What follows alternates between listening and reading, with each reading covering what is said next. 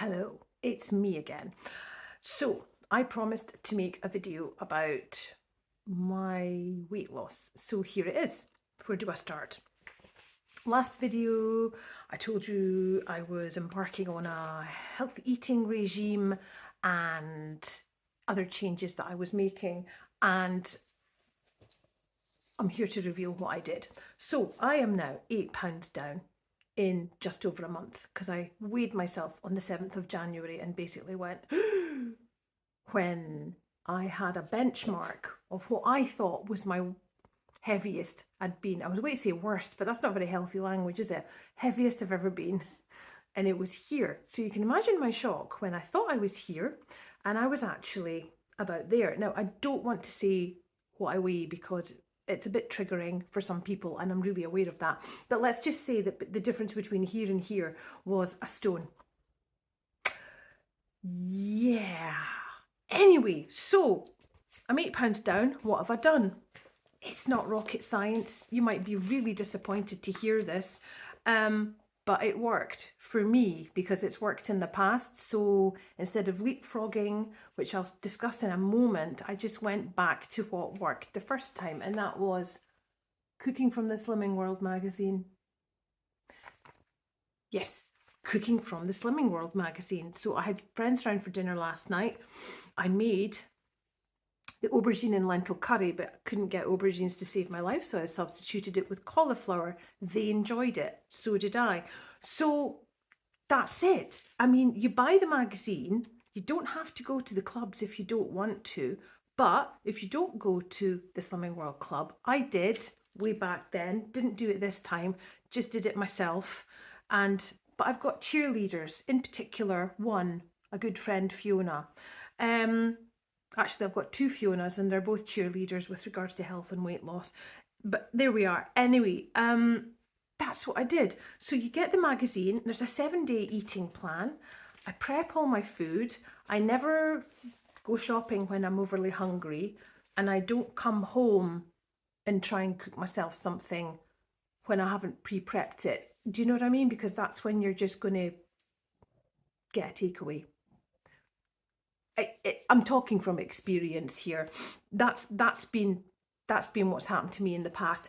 So with regards to me and weight loss, and before I went to Slimming World, when I was like, I think the first time was when about 46, 47, I had been leapfrogging to several different programs and styles of eating, etc., etc. And I'm just going to say this out loud. I'm not slagging off Joe Wicks. I really like Joe Wicks. But back in the day, when his 90-day plan came out, I got totally sucked into that when I was about 47. It's much improved now, but back then when it had just newly started, it definitely had teething problems. And one of those teething problems was that nobody that worked for Joe Wicks was actually a nutritionist.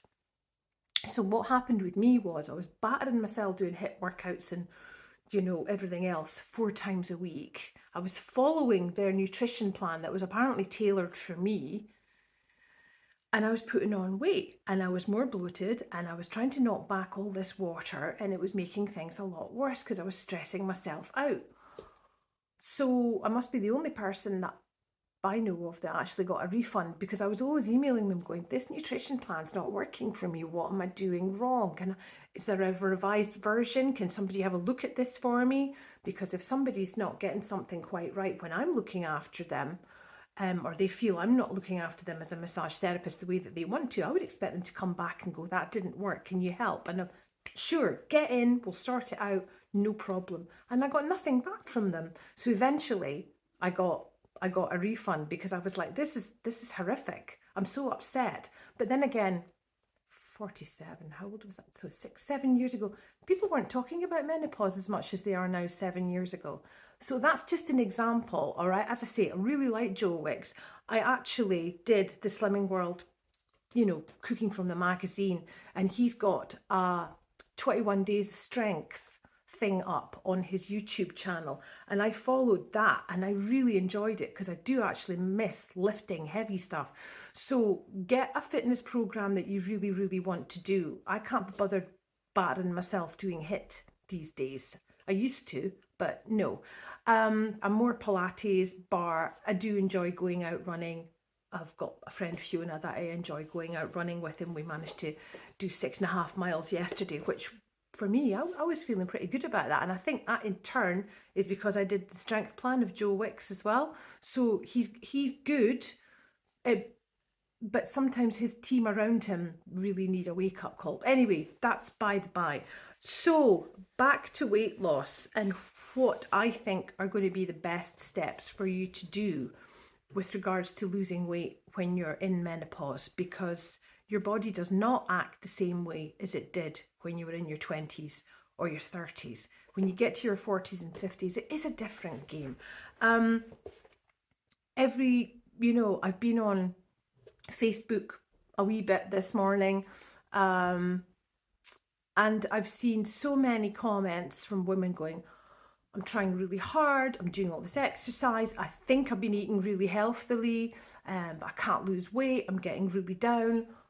It's always the psychological impact of the weight gain that is spoken about first and noticed first before the physiological side of it. So it's the psychological impact of not being able to lose weight and not knowing what's going on that, takes the precedence above actually not being able to fit into your jeans, which is horrific.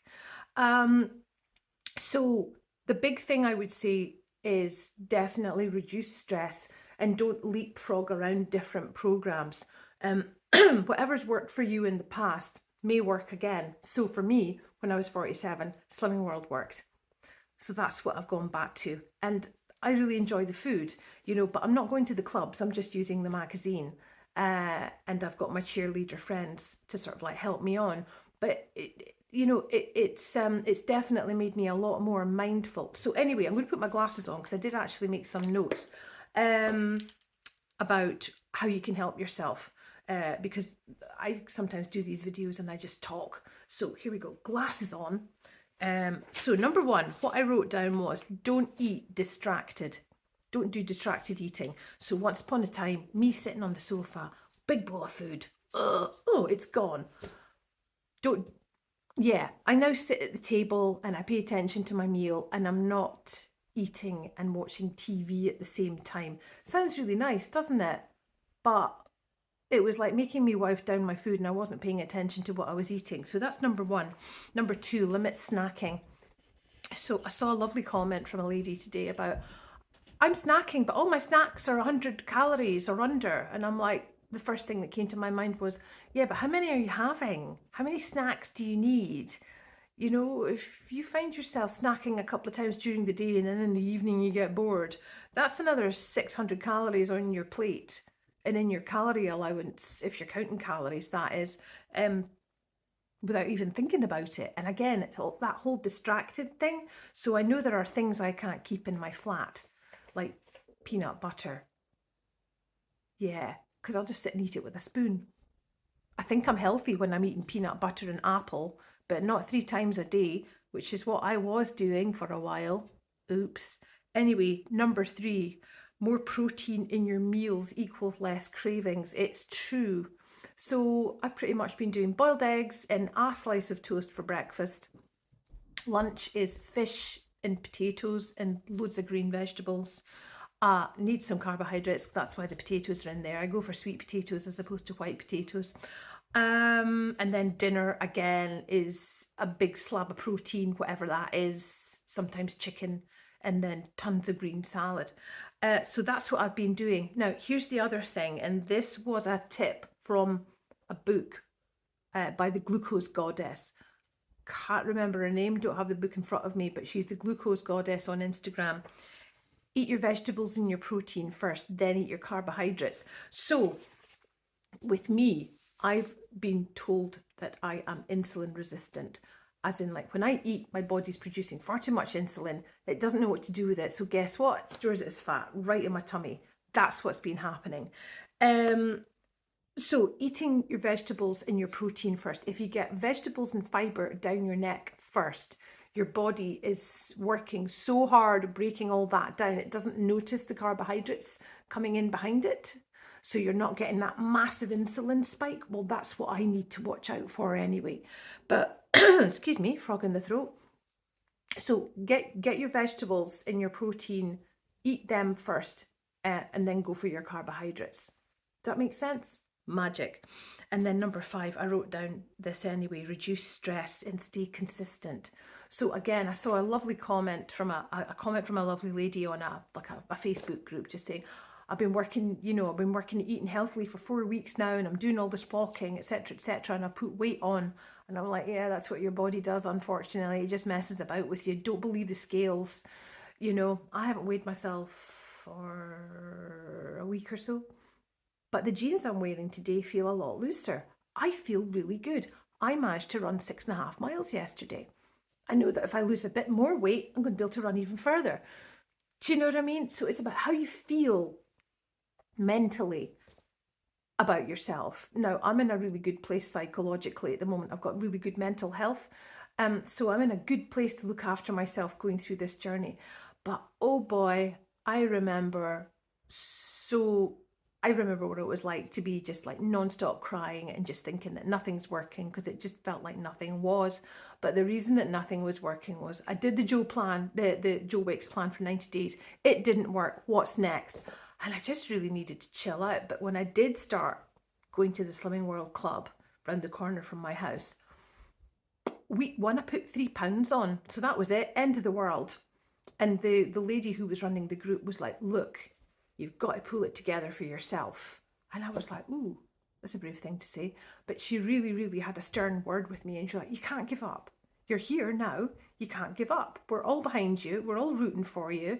Just need to be consistent and trust in the process that it's going to work.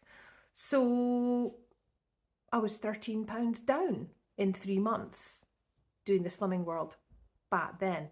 And unfortunately, that's all the weight I put back on again by basically turning into a quality street over Christmas time.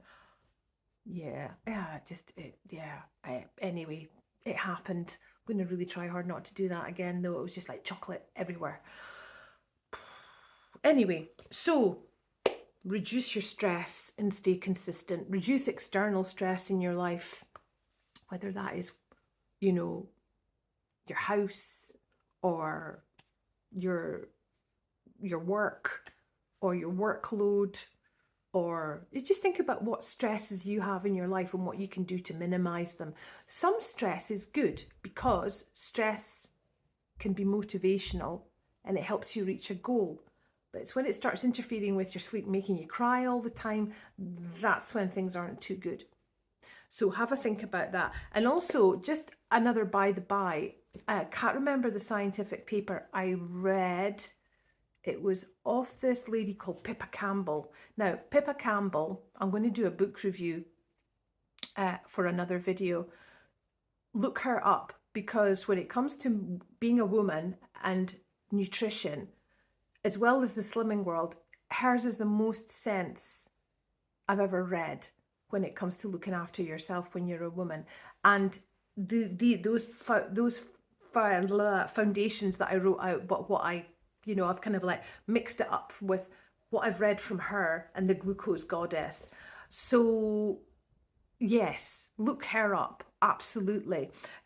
She's just really good when it comes to sort of like, well, the reason this is happening with your thyroid could be, this. The reason this is happening with your metabolism could be this. So, and she's really good at sort of like signposting you to how you might be feeling about yourself and what the cause of it is. So yeah, I'm getting a lot of confidence from reading that and going, yeah, that sounds like me, because it's all about that recognition, isn't it? That's why you're watching this video. You're watching this video because you're a woman in menopause possibly, or perimenopause or postmenopause, and you're struggling. And if I can help one woman not struggle and not cry as much as I did, then mission accomplished. So anyway, I hope you've enjoyed this video. If you've got any questions at all, please do leave them in the bottom underneath, and I will do my very best to answer them all. I love the engagement. Please hit subscribe if you haven't already, or encourage friends to as well. As I say, if I can just stop one woman ugly crying as much as I did when I was 47 and put together all the baffling symptoms that I'd been experiencing since I was 42, which was perimenopause. I had no idea menopause had a support act. But if I save one woman from the ugly crying, I'm a happy bunny. Anyway, enjoy your day. Fabulous. Bye.